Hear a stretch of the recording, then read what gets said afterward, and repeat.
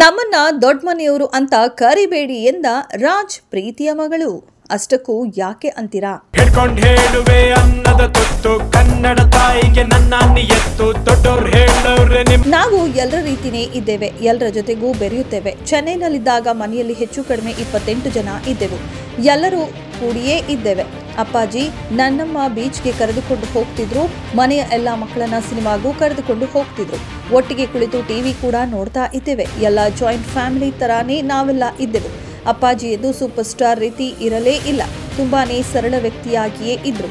ಬೆಂಗಳೂರಿಗೆ ಬಂದ್ಮೇಲಂತೂ ನಾವು ಒಟ್ಟಿಗೆನೇ ಇರ್ತಾ ಇದ್ದೆವು. ಆದ್ರೆ ಅದ್ಯಾಕೋ ಏನೋ ಒಂದು ಮಾತು ಈಗಲೂ ಬೇಸರ ತರುತ್ತೆ. ದೊಡ್ಡ ಮನೆಯವರು ಅಂದಾಗ ಬೇಸರ ಜಾಸ್ತಿ ಆಗತ್ತೆ. ರಾಜ್ ಪ್ರೀತಿಯ ಮಗಳು ಪೂರ್ಣಿಮಾ ಈ ಒಂದು ಸತ್ಯವನ್ನ ಹೇಳಿಕೊಂಡಿದ್ದಾರೆ. ಸದ್ಯ ಶೋ ಒಂದರಲ್ಲಿ ಪೂರ್ಣಿಮಾ ಅವರು ಮಾತನಾಡಿದ್ದಾರೆ. ಹಾಗೆ ಮಾತನಾಡುವಾಗಲೇ ಒಂದು ವಿಷಯವನ್ನ ಪೂರ್ಣಿಮಾ ಹೇಳಿಕೊಂಡಿದ್ದಾರೆ. ಆ ಮಾತು ದೊಡ್ಡ ಮನೆ ಅನ್ನೋ ಪದಕ್ಕೆ ಸಂಬಂಧಿಸಿದ.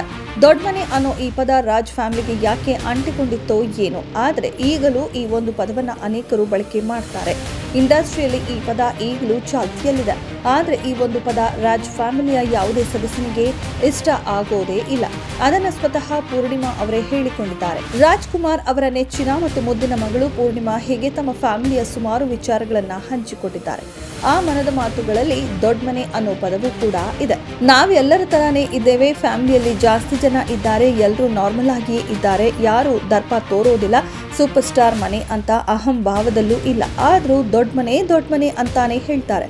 ಅದಕ್ಕೇನೆ ಈ ಪದ ಕೇಳಿದಾಗ ಬೇಸರ ಆಗತ್ತೆ. ನಾವು ಸಿಂಪಲ್ ಆಗಿಯೇ ಇದ್ದವರು, ಸಿಂಪಲ್ ಆಗಿಯೇ ಇರ್ತೇವೆ. ದೊಡ್ಡ ಮನೆಯವರು ಮತ್ತು ದೊಡ್ಡ ಮನೆ ಅಂತ ಕರೆದಾಗಿ ಅದ್ಯಾಕೋ ಇಷ್ಟ ಆಗೋದಿಲ್ಲ. ಸುಮಾರು ಸಲ ಸುಮಾರು ಜನಕ್ಕೆ ಹೇಳಿದ್ದೇನೆ.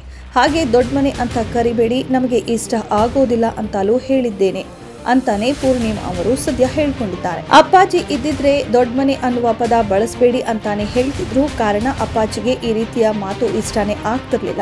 ಅವರು ಈ ರೀತಿಯ ಪದ ಬಳಕೆಯನ್ನೇ ಇಷ್ಟನೇ ಪಡ್ತಾ ಇರಲಿಲ್ಲ. ಆದ್ರೆ ನಮಗೆ ಅಪ್ಪಾಜಿ ಮನೆ ಅಂದ್ರೆ ಇಷ್ಟ ಆಗತ್ತೆ, ಅಣ್ಣವರ ಮನೆ ಅಂದ್ರೆ ತುಂಬಾನೇ ಹೆಚ್ಚು ಇಷ್ಟ ಆಗುತ್ತೆ ಅಂತಾಲೇ ಪೂರ್ಣಿಮಾ ಅವರು ಸದ್ಯ ಹೇಳ್ಕೊಂಡಿದ್ದಾರೆ.